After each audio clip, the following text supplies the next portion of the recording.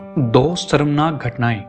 पहली 31 अक्टूबर 1984 की, जब Indian prime minister Indira Gandhi को उन्हीं के बॉडीगार्ड्स ने मार दिया, और दूसरी उसके 7 साल बाद 21 मई 1991 की, जब next Indian prime minister Rajiv Gandhi को भी एक सुसाइड बॉम्बिंग के द्वारा मार दिया गया।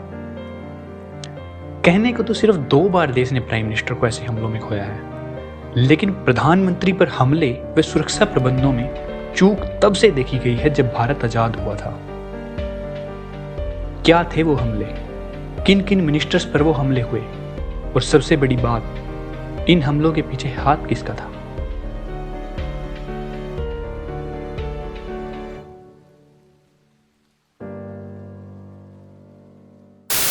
जुलाई 1948 बिहार पुलिस ने गिरफ्तार किया 3 व्यक्तियों को, एक चौथे व्यक्ति के द्वारा मुखबरी देने पर, जो उन्हीं की एक गैंग का मेंबर था। मुखबरी के अनुसार यह गैंग दिल्ली जाकर सरदार पटेल व जवाहरलाल नेहरू को मारने वाली थी, और इसके लिए दिल्ली में पहले से ही बहुत से हथियार भी इकट्ठे किए जा रहे थे। परंतु लकीली यह वारदात होने से पहले ही इन्हें कैप्चर कर लिया गया।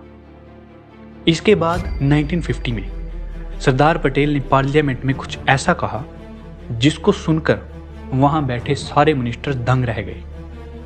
सरदार जी ने कहा था कि जिन आदमियों ने गांधी जी को मारा था, वही लोग नेहरू को भी मारने का प्लान कर रहे हैं। गोडसे से जुड़े लोग 1948 से ही इन गतिविधियों की प्लानिंग कर रहे थे, पर लकीली कभी सफल नहीं हो पाए।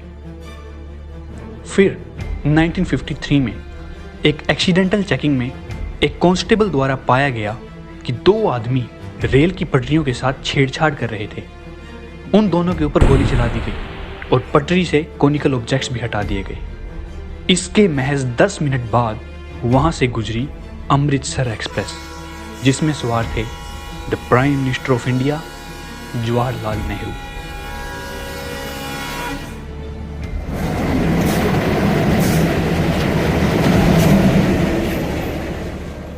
ऐसा ही एक अनोखा मामला सामने आया 1955 में, जब नागपुर दौरे पर गए प्राइम मिनिस्टर नेहरू पर चाकू से हमला कर दिया गया। और ये अटैक करने वाला और कोई नहीं बल्कि एक रिक्शा वाला था, जो कि कांग्रेस आइडियोलॉजी का कट्टर विरोधी था। इस बात का जिक्र उनके प्राइवेट सेक्रेटरी M.O. मथाई द्वारा लिखी एक book my days with Nehru में मिलता है। आयरन लेडी के नाम से जाने जाने वाली the prime minister of India Indira Gandhi पर भी उनके कार्यकाल में कई छोटे बड़े हमले हुए, परंतु फिर एक सबसे बड़ा हमला जिसमें उनकी जान ही चली गई थी।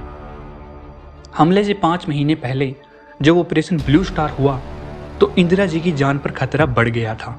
इसके चलते इंटेलिजेंस ब्यूरो ने सभी सिखों को उनके पर्सनल बॉडीगार्ड टीम से निकाल दिया था, लेकिन इंदिरा जी की जिद पर उन्हें वापस भी ले लिया गया था, क्योंकि प्राइम मिनिस्टर मैडम यह नहीं चाहती थी कि लोग उन्हें एंटी सिख्स के नजरिए देखें।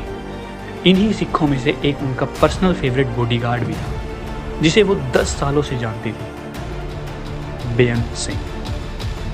और फिर 31 अक्टूबर 1984 को सुबह 9:20 पर जब प्राइम मिनिस्टर मैडम इंटरव्यू के लिए निकली, तो सामने खड़े बेअंत सिंह ने उनके पेट में 3 गोली मारी, और फिर 22 साल के सतवंत सिंह ने स्टर्लिंग मशीन गन से लगातार 30 गोलियां चला दी, जिससे उनकी वहीं पर मृत्यु हो गई। बेअंत सिंह को वहीं पर ढेर कर दिया गया, और जब सतवंत सिंह ने भागने की कोशिश की तो उसे पकड़ लिया गया, और फिर बाद में उसी के एक और साथी केहर सिंह के साथ फांसी के तख्ते पर लटका दिया गया।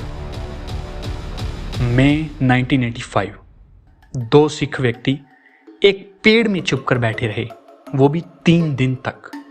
उनका इरादा साफ था, जब प्राइम मिनिस्टर राजीव गांधी अपने अमेरिकी दौरे के पश्चात वहां से गुजरेंगे तो उन पर हमला करना।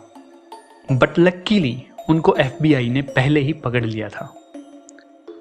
1986 में जब राजीव गांधी राजघाट से वापस जा रहे थे, तो एक सिख गनमैन ने खुद के ही बनाए हथियार से उन पर फायरिंग कर दी। बट अगेन लकीली इस अटैक में भी उनकी जान बच गई थी। और एक बड़ा अटैक उन पर तब हुआ जब श्रीलंका में एक परेड के निरीक्षण के दौरान लंकन नेवी के एक सेलर रोहाना दे सिल्वा ने उन पर राइफल के बट से हमला कर दिया। इसका वीडियो आप वाइल्ड फिल्म्स इंडिया पर भी देख सकते हैं। और फिर एक सुसाइड बॉम्ब अटैक जिसमें उनकी जान चली गई। Guerrilla organization liberation tigers of Tamil Eelam की एक मेंबर थेन मोजी राजरत्नम नामक महिला ने राजीव गांधी को एक फूलों का हार पहनाया और तभी एक बम धमाका हुआ जिसमें 14 और लोगों के साथ साथ प्राइम मिनिस्टर राजीव गांधी की भी हत्या हो गई। 43 लोग बुरी तरह घायल हो गए। जब जांच की गई तो विभिन्न कसौटियों की सुरक्षा इंतजामों में चूक नजर आई, जिसमें से एक थी एजेंसियों के कई बार वार्निंग दिए जाने के बावजूद राजीव गांधी जी का तमिलनाडु जाना।